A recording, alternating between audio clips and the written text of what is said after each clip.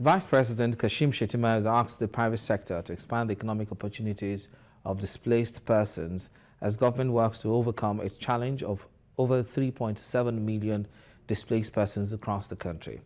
The Vice President said this at the opening of a two-day conference with the theme Securing Futures Market-Based Solutions for Internally Displaced, organized by the Federal Government, United Nations and the UK Government. Correspondent Omo Miokewu reports.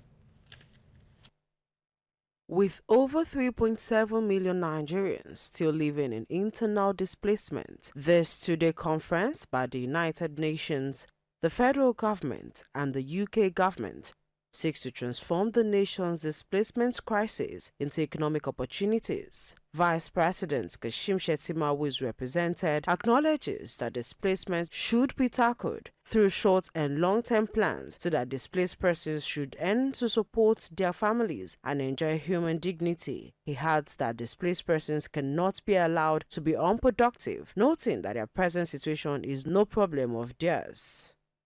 For too long, displacement has been approached primarily as a humanitarian emergency to be managed.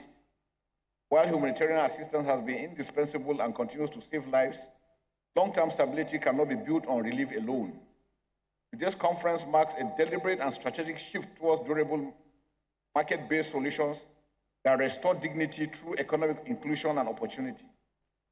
It signals our resolve to move from short-term responses to long-term solutions and from viewing displaced persons solely as beneficiaries of aid to recognizing them as economic actors and contributors to national building. Together with government and development partners, we work to ensure that women, youth, and persons with disability are not left behind. And this is central to what we call the Sustainable Development Goals. Other partners believe that philanthropy or humanitarian aid alone cannot solve the crisis, but instead, smart investment in these affected communities offer tangible returns to businesses. There is enormous talent in those communities. There is enormous ambition in those communities. The second reason is markets. There are new markets. There are larger market shares to be had. And I would say the third reason is that this builds the whole community, it builds all of the regions, and it builds the whole of Nigeria. Beyond securing alignment and ensuring that we get the right people in the room, have the right conversations, we have the right commitments, we now need to move forward to action.